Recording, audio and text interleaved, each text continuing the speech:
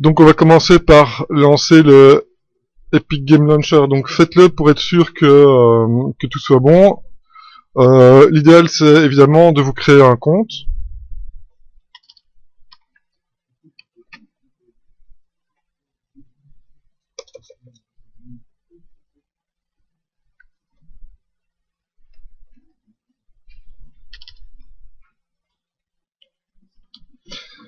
Sinon vous passez hors ligne.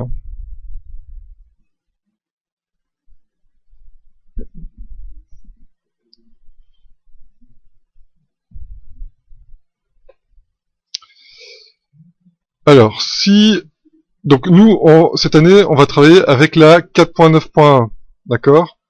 Si jamais vous n'avez pas encore cette version-là d'installer, ben installez-la. Si vous avez une autre version installée, vous allez dans Bibliothèque, dans Version du moteur, vous allez ici Ajouter des versions, et vous pouvez choisir la version que vous voulez installer. Si la version 4.9.1 n'apparaît pas ici, là, il faut demander à Cédric comment gérer le truc. Moi, je sais pas vous en dire plus. D'accord? Donc, vous allez dans Bibliothèque, Ajouter des versions, et là, vous avez accès aux différentes versions à installer. Donc, la dernière, c'est la 4.11.1 pour le moment, mais nous, on travaille avec la 4.9.1. D'accord? Donc là, vous pouvez lancer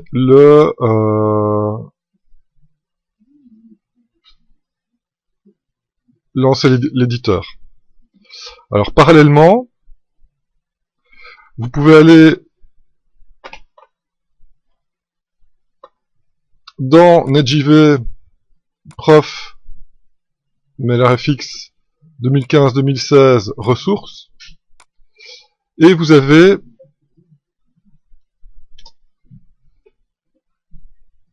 attendez avant de prendre le truc parce que je nettoie un peu le dossier. Voilà. Vous avez un dossier qui s'appelle My Third Person Game. Quand vous regardez un peu ici, ben, il y a quand même 640 mégas. Eh bien, c'est ça que vous allez copier en local.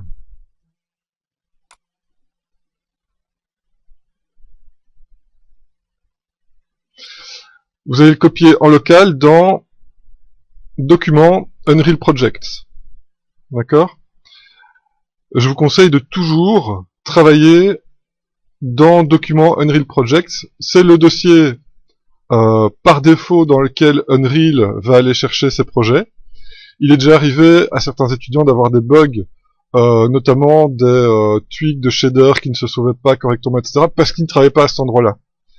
Donc parfois ça marche quand on ne travaille pas à cet endroit-là, si vous travaillez sur votre bureau, etc., mais parfois ça peut générer des bugs. Donc pour être sûr de ne pas perdre votre travail, pour être sûr de ne pas avoir de problème, eh bien, copiez systématiquement votre dossier de travail à cet endroit-là.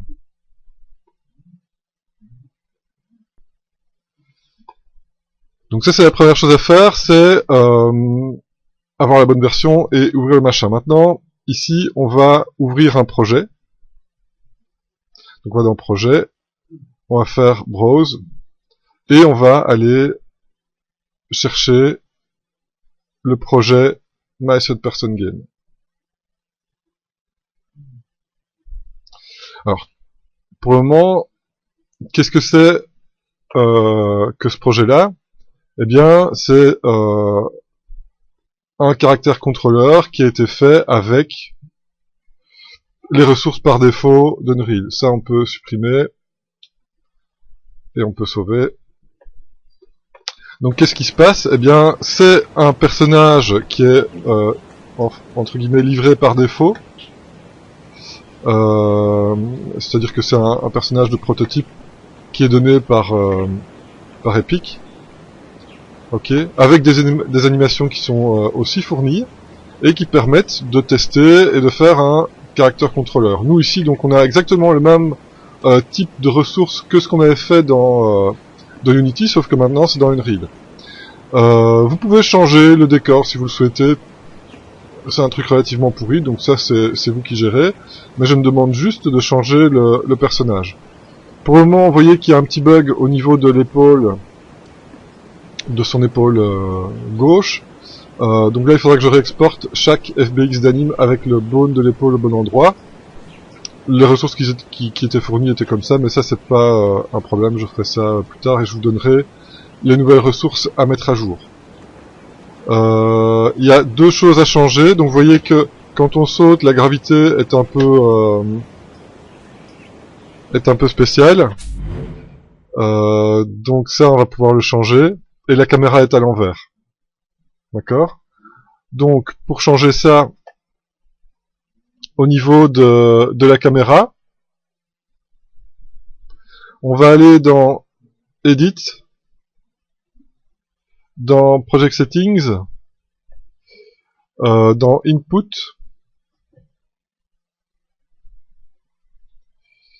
et ici, on va sur les options avancées. Dans Options avancées, on déroule Axis Config, et dans Mouse Y, il faut cocher, invert. D'accord?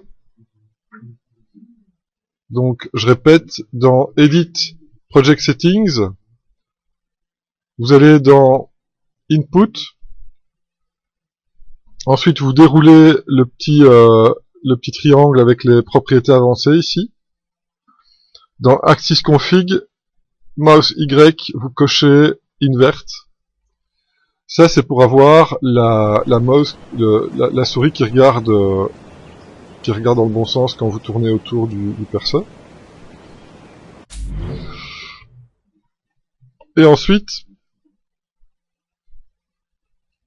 pour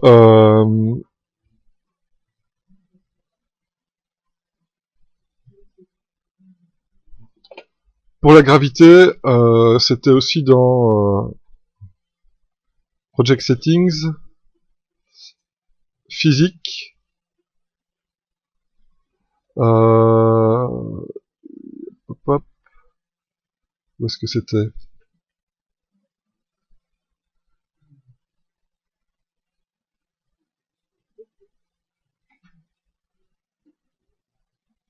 Dans défaut gravité, vous pouvez mettre 3000. Ok. Et quand vous mettez play, cette fois-ci, il saute. C'était peut-être pas le bon.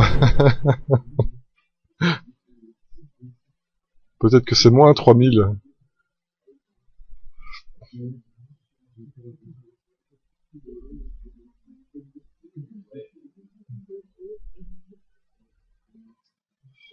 Oui, c'est moins 3000 probablement.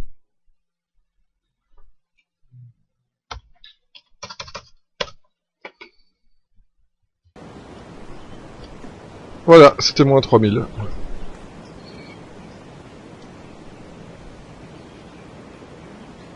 Bon, ça bug un petit peu.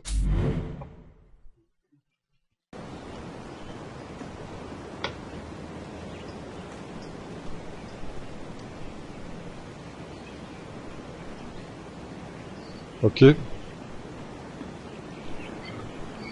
Donc c'est moins 3000. Vous pouvez sauver, comme ça maintenant vous avez le projet qui est clean. Donc ça c'est la première étape, c'est regarder un petit peu le projet et voir ce qu'il y a dedans. Alors dedans, il y a un personnage, et vous voyez ici qu'il y a toute une série de données relatives au personnage. Nous, ce qu'on va changer, c'est le SK mannequin. Donc c'est ça qu'on va changer maintenant. Donc une fois que vous avez votre scène qui est prête et qui fonctionne, maintenant, ce que je vous propose d'ouvrir, c'est toujours sur NetJV, prof, MLRFX, 2015-2016. Dans ressources, vous avez un fichier Maya qui s'appelle cara_sf_skin. Vous le prenez, vous le copiez aussi en local dans votre dossier de travail.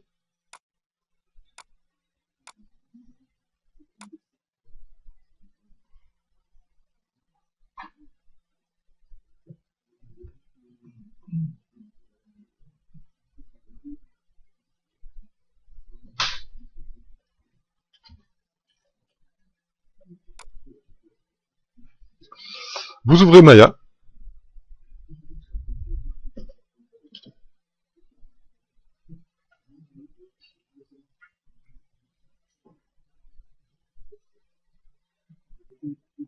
OK. Et vous ouvrez le fichier. Moi, je vous conseille toujours d'aller dans File Open au lieu de plutôt que de double-cliquer sur le fichier. C'est plus propre en fait.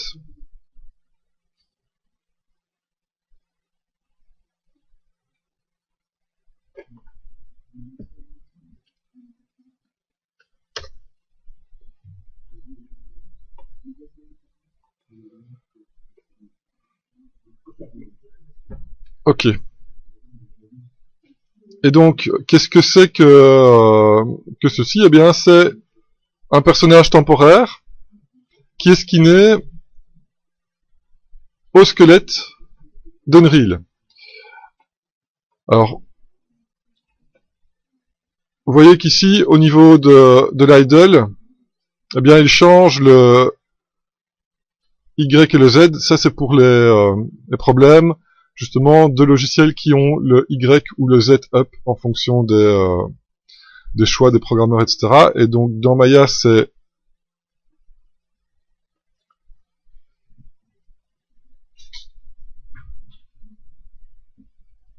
Y up, et dans Unreal, c'est Z up.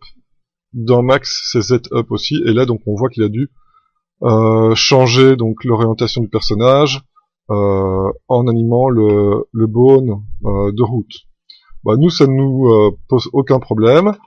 La pose attachement est bien à la frame 1, pas à la frame 0, donc faites attention à ça quand vous skinnerez votre propre personnage. Si vous vous mettez à la frame 0, vous voyez que ça revient dans cette position allongée qui ne nous convient pas, donc restez bien en frame 1 pour faire l'attachement au squelette.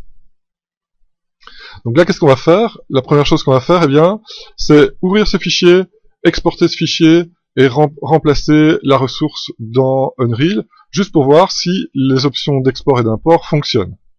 Si ça fonctionne, eh bien, il suffira de changer votre modèle pour continuer. On verra comment on va le faire. Et si ça ne fonctionne pas, ben, c'est qu'il y a des choses à débugger au niveau de vos options, au niveau de Maya, etc. Il se peut que la personne qui a travaillé avant vous qui a travaillé avant vous sur la machine ait changé quelques options, et ça peut faire tout foirer. D'accord? Donc ici, on va sélectionner le mesh, faire un file export selection, on exporte en FBX, ok, et on va exporter ça dans un dossier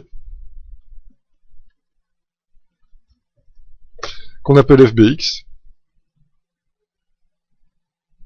Et là, c'est très important de garder la bonne nomenclature. Donc, c'est SK majuscule, underscore, M majuscule, mannequin. D'accord?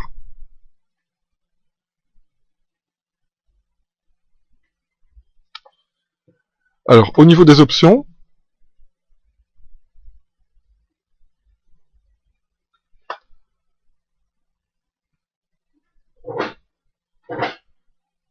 donc, au niveau de la géométrie, on laisse par défaut. Les animations, on décoche. Ok? Les animations sont exportées à part en FBX. Ici, on exporte donc que le skin mesh, donc le modèle et le squelette. Dans les unités, vous mettez en mètres.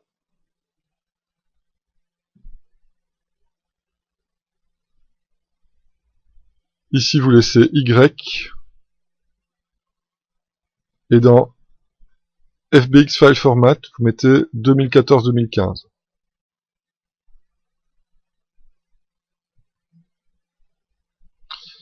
Et vous faites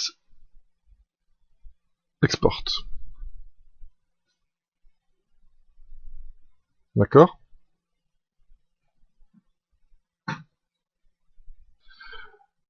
Donc ici, on ouvre la scène,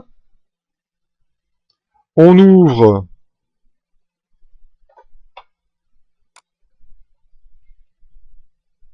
le FBX, et on importe le FBX dans la scène.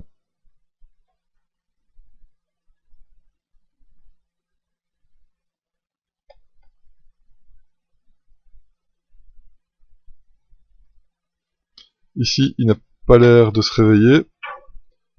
Donc, je recommence. Voilà. Donc, quand il y a le message d'import, donc il vous dit qu'il y a déjà l'asset qui existe. Donc, il vous demande s'il faut réécrire. Vous mettez yes to all. Donc, yes all. OK. Et donc, ici, au niveau des options, vous laissez par défaut. Vous faites un import all, et là en fonction du ouais, ça c'est pas grave. Donc là vous pouvez maintenant faire play, et là qu'est-ce qu'on voit? Eh bien on voit que le personnage a été changé. Non plus maintenant, on ne joue plus maintenant avec le personnage prototype que Epic donne, mais avec un autre mesh temporaire. On voit aussi que il a un système de pattes, vous voyez, un peu plus animal, mais que avec le squelette donné, ça fonctionne toujours bien. Donc ça c'est pour les fameuses pattes un petit peu plus reptiliennes que certains ont. Vous voyez que les mains ici à 3 doigts, ben, ça fonctionne très bien avec 3 doigts aussi. L'épaule est toujours problématique, et le saut fonctionne toujours. D'accord? Et là, vous pouvez sauver. Attention, si vous voulez conserver une scène vierge, ou en tout cas la scène de départ propre, etc., avant de sauver cette scène-ci, eh bien, il faut aller dans votre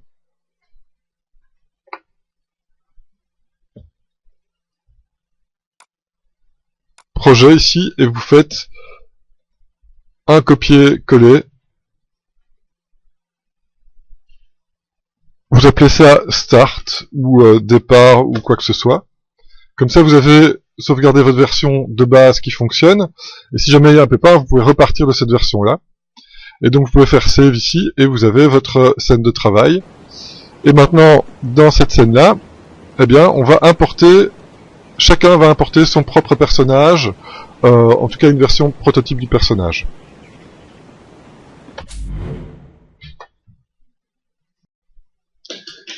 Donc maintenant, comment faire sa propre ressource prototype? Eh bien, vous ouvrez ZBrush. Vous n'avez pas forcément besoin de stylet. Hein. Vous allez voir que c'est du... Vous ouvrez la ressource.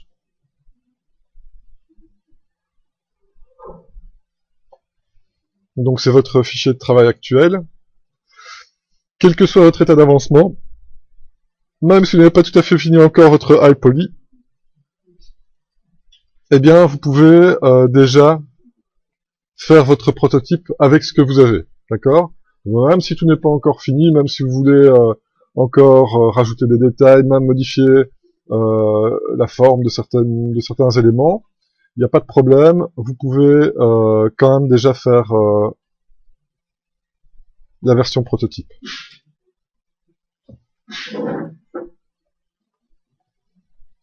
Alors pour faire la version prototype, de quoi est-ce qu'on a besoin? Eh bien on a besoin de versions optimisées pour Maya et facilement skinables du mesh. D'accord? Donc ici je vais prendre le mesh de base, c'est la version sketch du mesh, qui est fort proche de la version finale dans mon cas. Je vais dupliquer ce subtool là, et je vais faire un Z-remesher. Un Z-remesher avec comme target polygon count 5, pour commencer.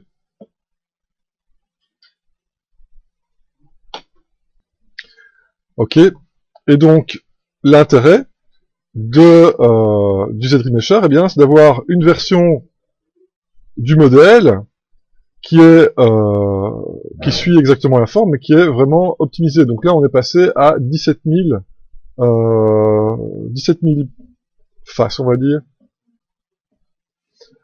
Maintenant, une fois qu'on a fait A5, on peut passer à 2. Ça va beaucoup plus vite. Et là, on voit que j'ai aussi quelque chose de tout à fait valable. Là, je suis passé à 8000. Et je vais aller jusque 1. Voilà. Là, je suis à 5000. Et 5000 faces pour aller dans Maya, c'est vraiment rien du tout. Alors, l'algorithme est bien fait maintenant. Dans les versions précédentes du logiciel, il faisait des espèces de spirales autour du mesh. Maintenant, regardez, quand on cache des loops entiers, il fait des beaux loops.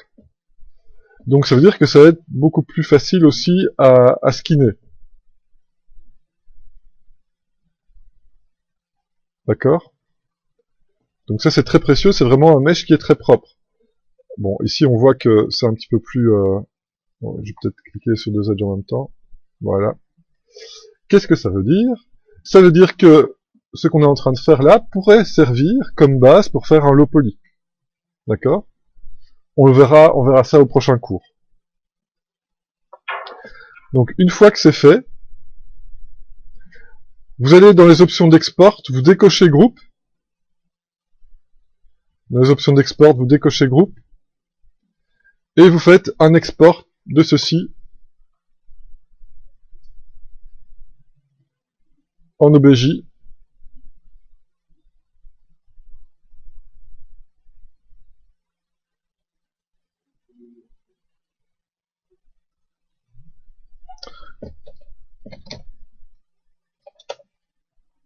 Et donc ça c'est le body.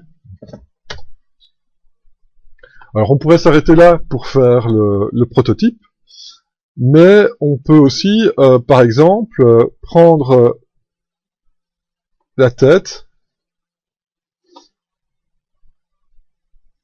la dupliquer aussi, pour avoir la bouche ouverte, et faire un ZRemesher.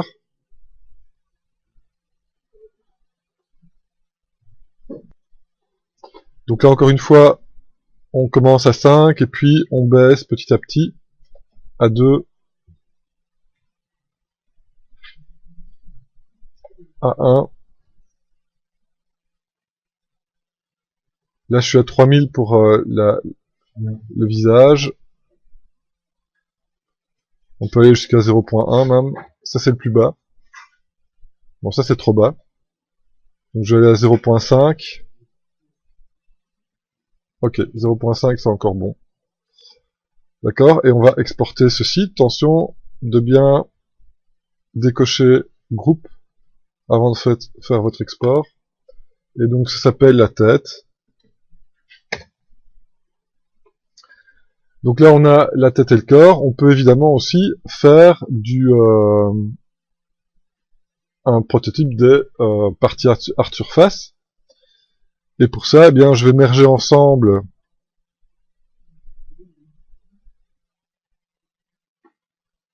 une série d'éléments.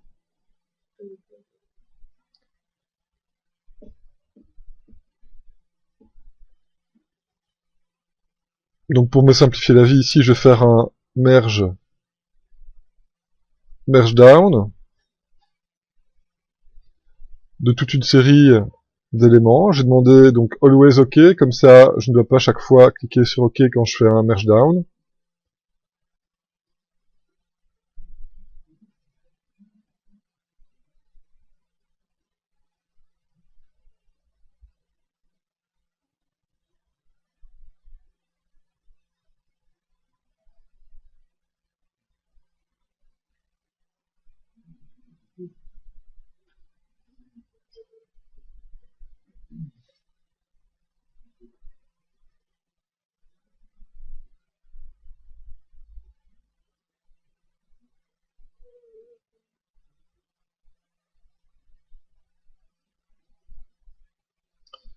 Donc voilà pour le merge down.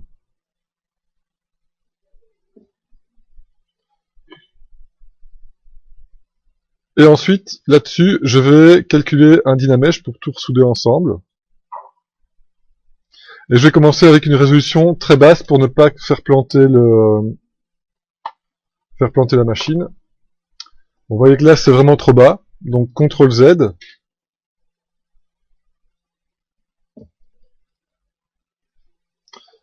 Là, je vais pouvoir aller à 200.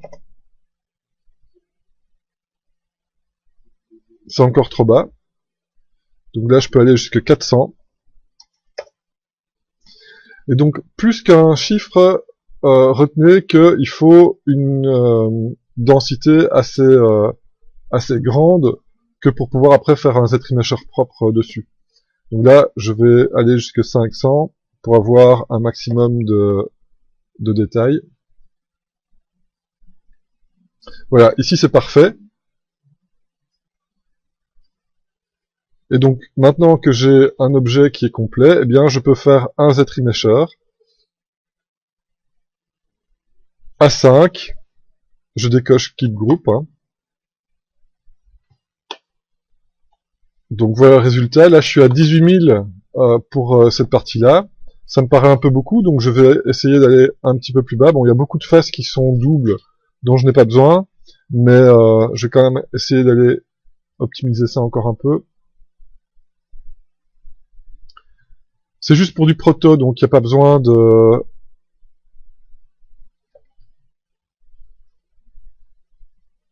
conserver les formes.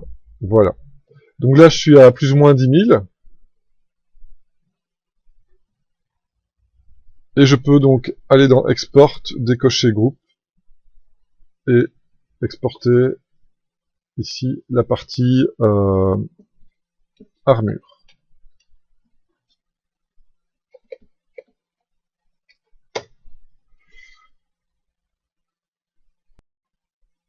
Ok, la suite, bah, c'est très simple, puisque on va retourner dans Maya et importer les éléments qu'on a exportés.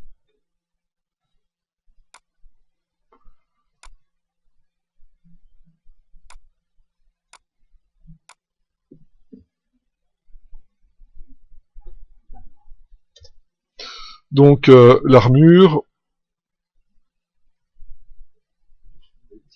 le corps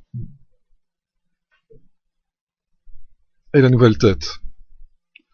D'accord, ce qui nous permet de prendre le squelette là, l'ancien mesh, et de le mettre dans un layer pour ne voir finalement que notre mesh. Par rapport aux mains, c'est assez compliqué avec les références qu'on avait de faire des mains qui étaient pile poil alignées sur les doigts. Donc, ce que je vous permets de faire, si vous le souhaitez, c'est de skinner toute la main au poignet. Comme ça, il n'y a pas de problème de doigts. Donc, veillez à ce que le poignet soit bien placé par rapport au squelette. Par contre, les doigts, c'est pas grave si y a un petit offset et si ça marche moins bien. C'est toujours mieux si ça marche bien, mais bon, ça on verra au cas par cas. Donc ici, la petite astuce, eh bien, c'est de isoler ceci.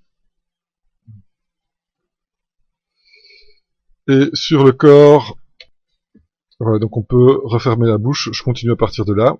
Donc on a la tête ici. Ici, pour simplifier la tête, ben, je vais me mettre aussi au niveau des faces et venir supprimer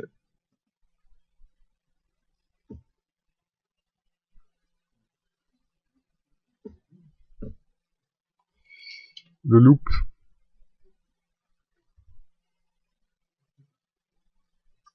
Et ce qu'il y a ici, c'est pas grave, s'il y a un trou entre les deux, on n'est pas obligé de lier les deux. Alors une fois que vous avez recomposé votre corps, eh bien vous pouvez à nouveau aller ici dans Mesh Combine. Attention, toujours bien faire un Delete History. Et alors pour avoir les normales smoothées, eh bien on va aller dans Display, où est-ce qu'il est? Mesh Display. On va d'abord faire un unlock normal, et puis un soften edge, et puis se remettre en object mode, et faire un delete history. Donc là on a cleané le corps.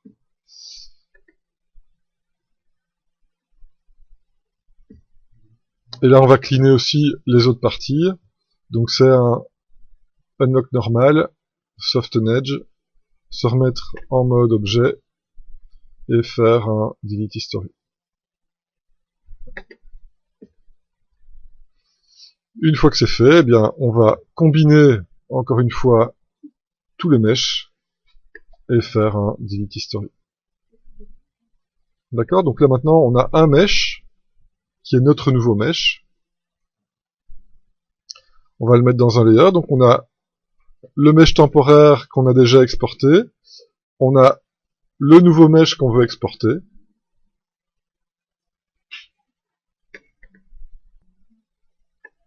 On va attacher ça au root. Donc on sélectionne le nouvel objet. On le parente au root. Et puis on sélectionne cet objet. CTRL-clic sur le root. Et on va dans rigging pour faire un skin, bind skin. Et là on peut laisser par défaut bien faire allow multiple bind pose pour pouvoir skinner plusieurs meshes sur les mêmes os. Ok. Alors qu'est-ce qui se passe quand on a fait ça? Eh bien maintenant vous voyez que c'est attaché aux os. D'accord? C'est attaché aux os, mais c'est tout pourri. Et comment est-ce qu'on fait pour cleaner ça? Eh bien on va chercher le mannequin qui est bien skinné. CTRL-clic le mannequin qui est mal skinné. Et on va dans Skin, et on fait un Copy Skin Weight. Copy Skin Weight, on laisse Closest Point on Surface pour l'option d'association. Closest Joints, Closest Bones, et puis après on met One to One. D'accord? Donc Closest Joint, Closest Bone, One to One. Vous faites Apply. Et là maintenant, il a transféré le skinning du personnage de démo sur votre personnage à vous. Ce qui fait que maintenant, vous avez votre personnage qui est bien skinné. Évidemment, vous pouvez vous dire « Ah oui, mais je trouve que le skinning ici n'est pas assez smooth. » Eh bien, vous pouvez évidemment décider de... Donc là maintenant, on va corriger le skinning. Je rappelle, donc ceux qui ont une queue, ceux qui ont des appendices un peu particuliers, il faudra les reskinner. Alors, tout ce que vous voulez faire comme travail de skinning sur votre personnage prototype, vous pourrez, de la même manière qu'on a copié le skinning du personnage de base sur votre personnage prototype, vous pourrez toujours tout récupérer. Donc, tout le travail que vous faites ne sera jamais perdu et pourra être chaque fois appliqué à votre lot polyfinal, etc. Donc, vous ne perdez jamais de temps à peaufiner un petit peu, même votre personnage de prototype. Donc ici, je vais sélectionner la partie ici du centre que j'ai envie de modifier un peu. Je vais sélectionner ici tous les œufs et les loquer. Et puis je vais prendre les œufs sur lesquels j'ai envie de travailler pour smoother un petit peu ça. Et donc c'est la spine 3, la spine 2 et la tête.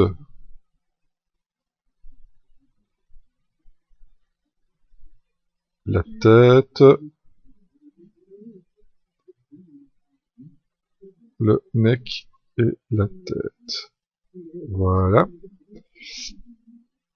Et là donc je vais utiliser du smooth et avec un pinceau plus grand, donc avec B je peux changer la taille du pinceau. Eh bien je viens smoother cette partie-ci, ok, au niveau du du skinning.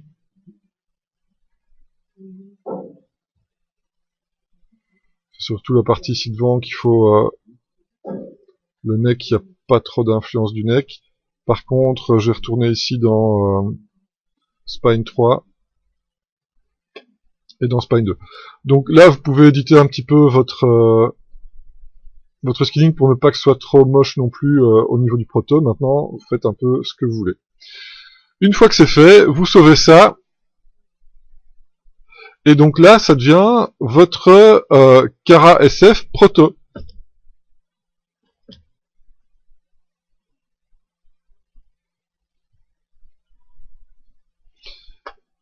D'accord? Et donc ça veut dire que maintenant, eh bien, vous avez votre fichier de travail avec votre personnage que vous allez pouvoir faire évoluer au fur et à mesure du projet. Et donc maintenant, qu'est-ce qu'il reste à faire? Il reste à exporter ça en FBX.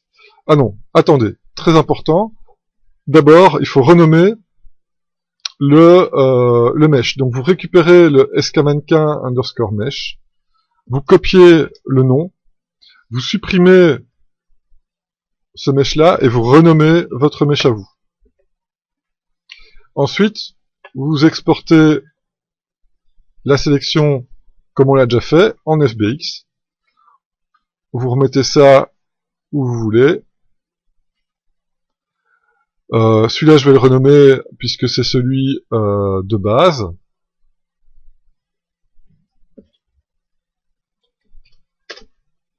Ok, et je sauve un nouveau skmannequin pour FBX.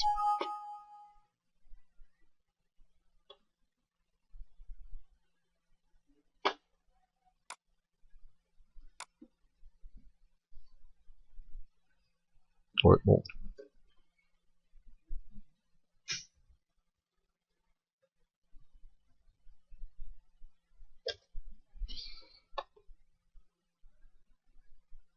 Et dans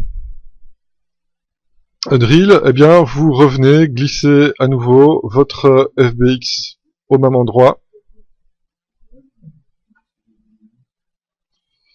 Yes to all.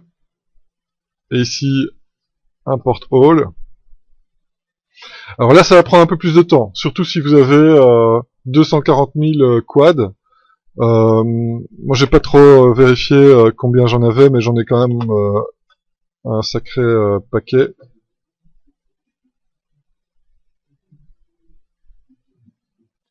Donc ici, je suis à 33 000. Bon, ça va encore, hein. Mais ça prend quand même un peu plus de temps.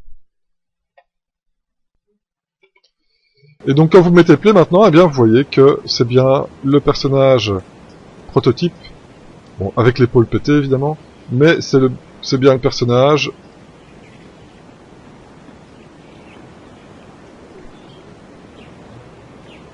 D'accord. Et donc là, bah il n'y a plus qu'à, en fait. D'accord. Il n'y a plus qu'à quoi? Bah il n'y a plus qu'à faire le low poly, les UV, le baking et le texturing et remplacer la ressource. Continuer à peaufiner le skinning s'il faut, d'accord.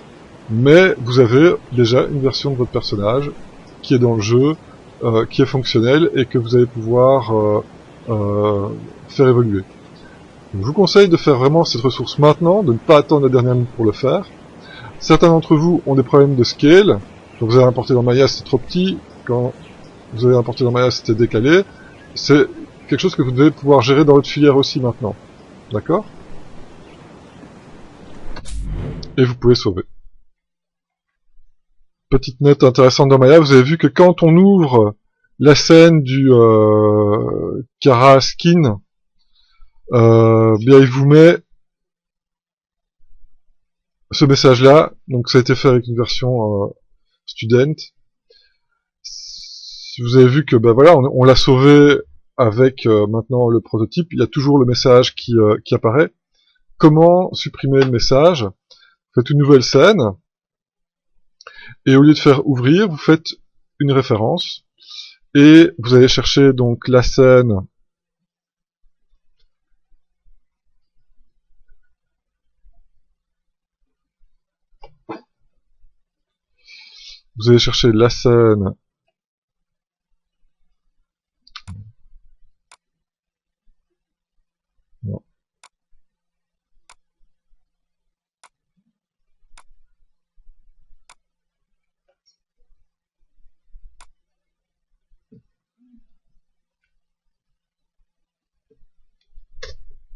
Donc ici, c'est le carac proto.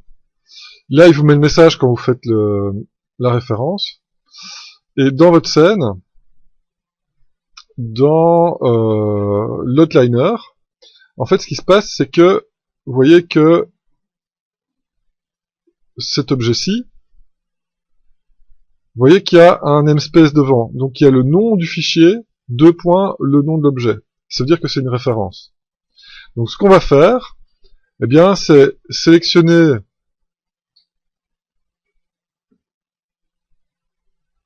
tout.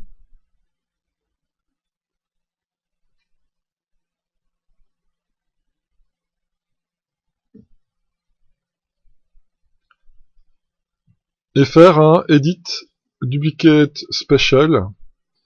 Et donc on va faire une copie et on va dupliquer les input graph pour dupliquer aussi les animations, etc. Et le rig si on avait un. Ok. Et là vous voyez que maintenant on a un route dans la scène avec toujours le mannequin, etc. Il n'y a plus de namespace devant, donc c'est à dire que c'est dans la scène maintenant. Donc je peux aller dans mon référence editor, supprimer la référence. Et maintenant, ben, j'ai bien mon objet qui est skinné, tout à fait comme avant. Je peux sauver ça. Et là, ce sera carac proto 02. Vous voyez qu'il n'y a plus de message à la fermeture. Et maintenant, si j'ouvre ma scène, carac proto 02, eh bien, à l'ouverture de la scène, je n'ai plus de message non plus. D'accord? Donc ça, c'est pour enlever le... Il y a juste un problème de shader, mais c'est pas bien grave. Donc là, par exemple, je vais faire une nouvelle scène. Et je fais un open. Et là, vous voyez bien qu'il n'y a plus de message d'erreur concernant la scène. Donc, comme ça, vous pouvez avoir une scène bien propre.